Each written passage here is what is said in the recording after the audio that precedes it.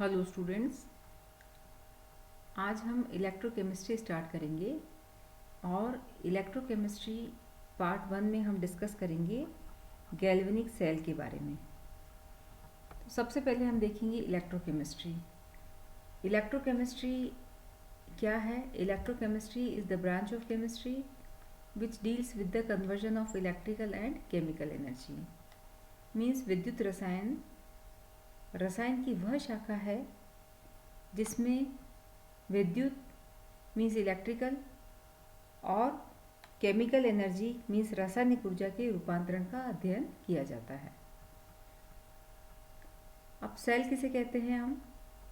क्योंकि इलेक्ट्रोकेमिस्ट्री में हम बात करेंगे सेल की, तो सेल एक ऐसा साधन है, ऐसी डिवाइस है जो कि इलेक्ट्रिकल एनर्जी को केमिकल एनर्जी में कन्वर्ट करता है। कहने का तात्पर्य यह है कि इलेक्ट्रिकल एनर्जी को केमिकल एनर्जी में रूपांतरित करने के लिए या कन्वर्ट करने के लिए जिस डिवाइस या साधन को हम काम में लेते हैं उसे हम सेल कहते हैं। तो हम डिस्कस करेंगे गैल्वेनिक सेल के बारे में।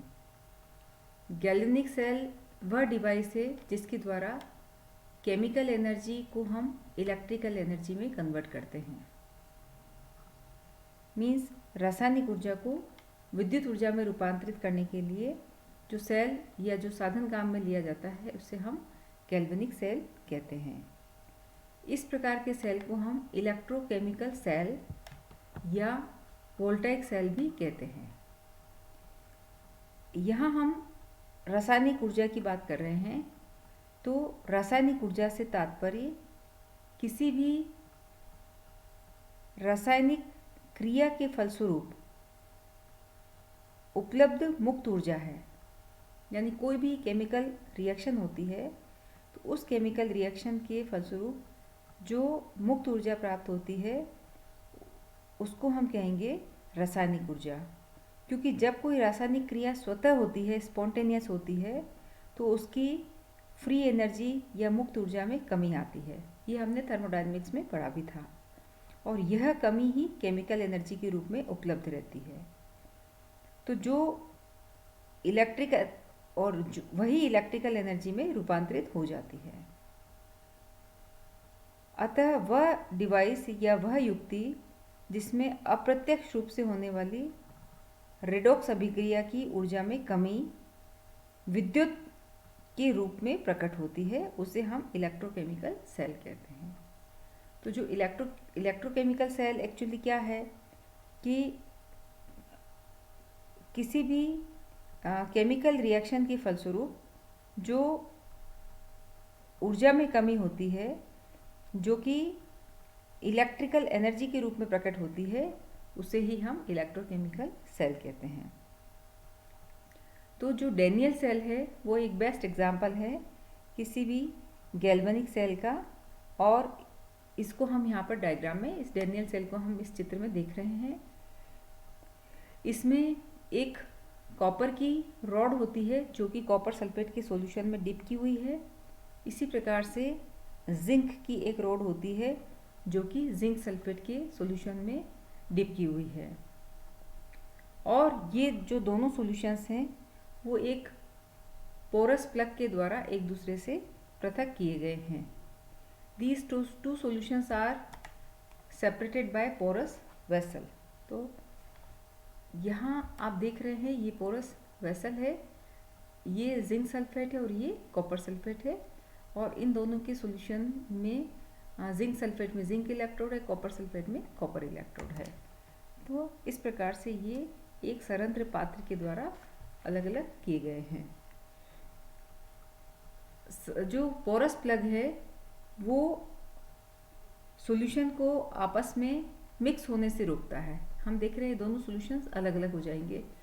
The porous vessel prevents the mixing of solution, but लेकिन जब दोनों जो रोड्स हैं कॉपर की और जिंक की, और जब इन दोनों रोड्स को एक मेटेलिक वायर से जोड़ा जाता है तो विद्युत धारा का प्रवाह होने पर आयनों को गुजर जाने में कोई रुकावट उत्पन्न नहीं करता।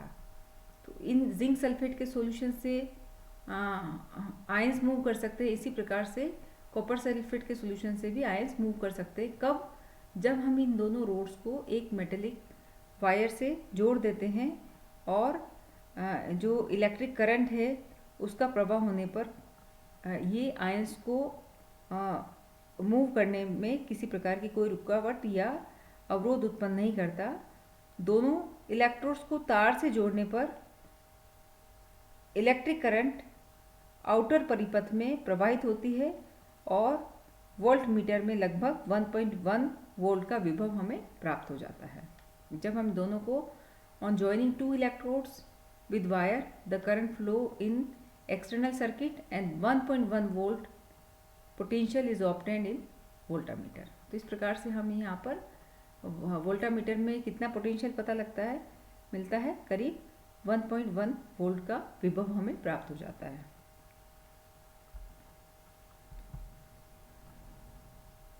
अब हम बात करेंगे इसकी कार्य प्रणाली या इसकी वर्किंग को।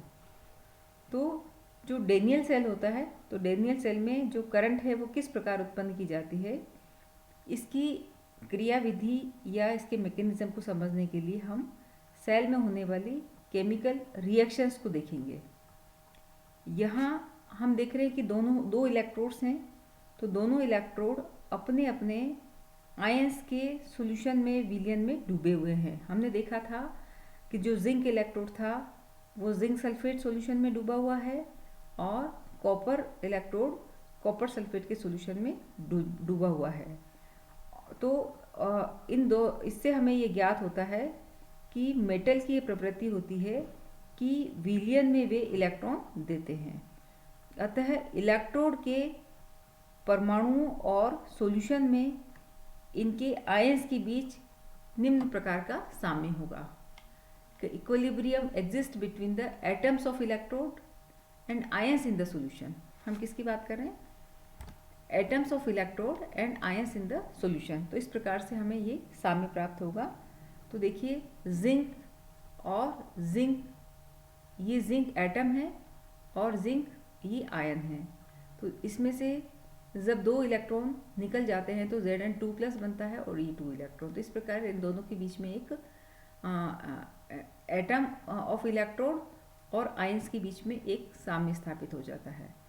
सिमिलरली कॉपर एटम है और ये कॉपर आयन है, तो इन दोनों के बीच में भी एक प्रकार का साम्य स्थापित हो जाता है। तो ये हमें इक्वेशन नंबर 1 और 2 में देखने को मिलता है। चूँकि जिंक और कॉपर दोनों ही मेटल्स हैं, both are metals and metals can lose electron in solution. तो जो भी मेटल होती हैं वो दोनों वो सॉल्यूशन में इलेक्ट्रॉन दे सकते हैं।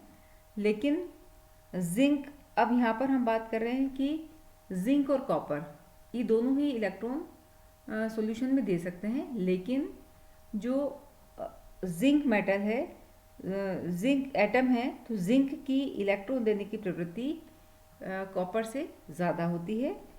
इसीलिए जिंक इलेक्ट्रोड से Zn2+ आयन सॉल्यूशन में जाएंगे और जिंक इलेक्ट्रोड पर इलेक्ट्रॉन मुक्त हो जाएंगे। तो सबसे इसकी प्रवृत्ति ज़्यादा होती है।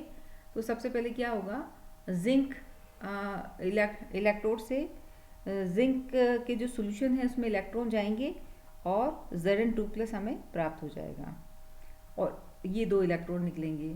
और इस प्रकार से ये जो मुक्त हुए इलेक्ट्रॉन हैं वो जिंक इलेक्ट्रोड से परिपथ में होते हुए कहाँ चले जाएंगे, ये चले जाएंगे कॉपर इलेक्ट्रोड पर, और वहाँ पर विलयन में उपस्थित जो कॉपर आयंस प्रेजेंट हैं वो ये कॉपर आयन इन इलेक्ट्रॉन्स को एक्सेप्ट कर लेते हैं या ग्रहण कर लेते हैं और कॉपर एटम में कन्वर्ट हो जाते हैं। तो इस प्रकार कॉपर एटम कॉपर इलेक्ट्रोड पर डिपॉजिट हो जाएगा। तो ये चूँकि ये कॉपर आयंस किस में कन्वर्ट हो जाएंगे, कॉपर एटम पर। तो जब कॉपर आयन इन इलेक्ट्रॉन्स को ग्रहण करके कॉपर एटम में कन्वर्ट हो जाते हैं, तो ये जो कॉपर एटम्स हैं ये कॉपर एटम कॉपर इलेक्ट्रोड पर डिपॉजिट हो जाएंगे और इस प्रकार से जो रिएक्शन देख रहे हैं आप 3 और रिएक्शन नंबर 4, जहाँ पर सबसे पहले जिंक ने अपने इलेक्ट्रॉन को लूज़ किया और जिंक आयन में बदला, और ये जो इलेक्ट्रॉन है ये इलेक्ट्रॉन इस कॉपर आयन के द्वारा ग्रहण कर लिए जाते हैं और कॉपर के रूप में इसका डिपोजिशन हो जाता है, इसका निक्षेपण हो जाता है। और इस प्रकार से जो नेट सेल रिएक्शन होगी वो इस प्रकार होगी कि जिंक है और कॉपर आयन है, जिंक ने इलेक्ट्रॉन इसको दिया, इस प्रकार से जिंक आयंस बने और ये कॉपर एटम बना। और इस प्रकार जो ये रिएक्शन है तब तक चलती रहेगी जब तक कि परिपथ एक बंद परिपथ के रूप में रहता है। ये रिएक्शन ये रिएक्शन तब तक चलेगी जब तक कि ये जो परिपथ है, ये सर्किट है, वो एक क्लोज परिपथ के रूप में रहता है। और एक्सटर्नल परिपथ में जिंक इलेक्ट्रोड से कॉपर इलेक्ट्रोड तक इलेक्ट्रॉन्स का प्रवाह होता है।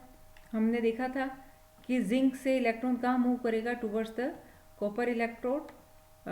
और इस प्रकार से जब एक्सटर्नल परिपथ में जिंक इलेक्ट्रोड से कॉपर इलेक्ट्रोड तक इलेक्ट्रॉन्स का प्रवाह होता रहता है, और तो इसके फलस्वरूप इलेक्ट्रॉन के प्रवाह से सेल में इलेक्ट्रिक करंट या विद्युत धारा उत्पन्न होती है। तो यही इसका मेन आधार है कि this reaction continues till the electrons moves towards the copper electrode from zinc electrode through external circuit.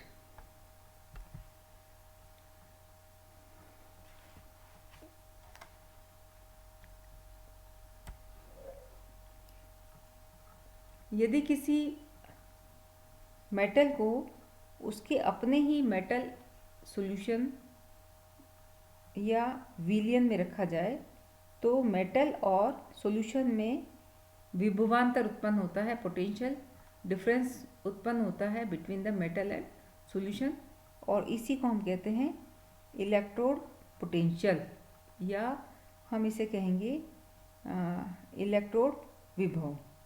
तो यहाँ हमने देखा है कि when a metal is placed in solution of its own ions, then potential difference between the metal and solution produced, which is called the electrode potential, और system is called the half cell।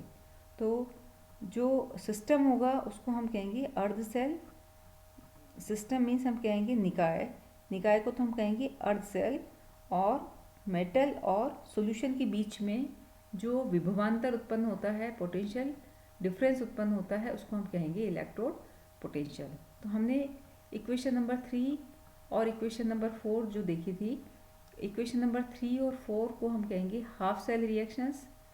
और ये half cell reaction which is may be either oxidation हो सकती है और reduction हो सकती है। तो जो हमने इक्वेशन नंबर 3 और 4 देखी है, इन्हें हम हाफ सेल रिएक्शंस कहते हैं। और जो नेट केमिकल रिएक्शन जो 5 थी उसे हम कहेंगे सेल रिएक्शन, विच इज़ जो चूँकि नेट रिएक्शन थी और जो कि बनी हुई थी ऑक्सीडेशन रिएक्शन से और रिडक्शन रिएक्शन से, इसीलिए जो नेट केमिकल रिएक्शन है उसे हमने कहा है ऑक्सीडेशन रिडक्शन, या फिर हम कहेंगे रेडॉक्स रिएक्शन।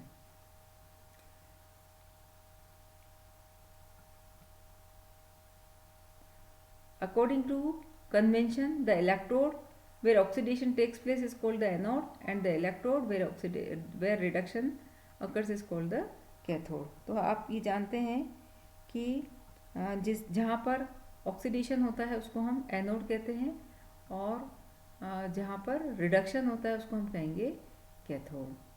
तो जब हमने डिस्कस किया था डेनियल सेल का, तो चूँकि डेनियल सेल में जिंक इलेक्ट्रोड एक्ट करेगा एज ए एनोड, क्योंकि वहाँ पर हमने देखा था ऑक्सीडेशन होता है, और कॉपर इलेक्ट्रोड एक्ट करेगा एज ए कैथोड, क्योंकि वहाँ पर हो जाता है रिडक्शन। तो इस प्रकार से इन दोनों सेल को अगर हम इलेक्ट्रोड को जब हम कंबाइन करते हैं तो हमारा इलेक्ट्रोकेमिकल सेल हमें प्राप्त होता है।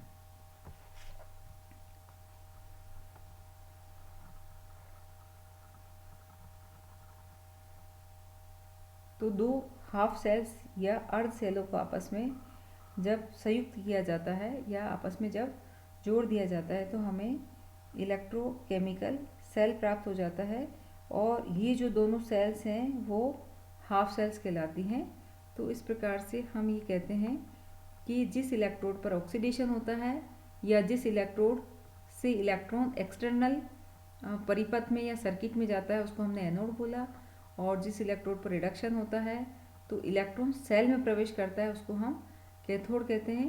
तो इस प्रकार हमने डेनियल सेल में जिंक इलेक्ट्रोड को एनोड और कॉपर इलेक्ट्रोड को कैथोड कहा।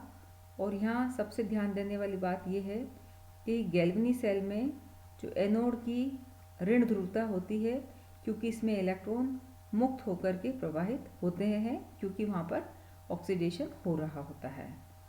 तो ये हमने कंप्लीट आज किया गैल्वेनी सेल के बारे में। Thank you very much.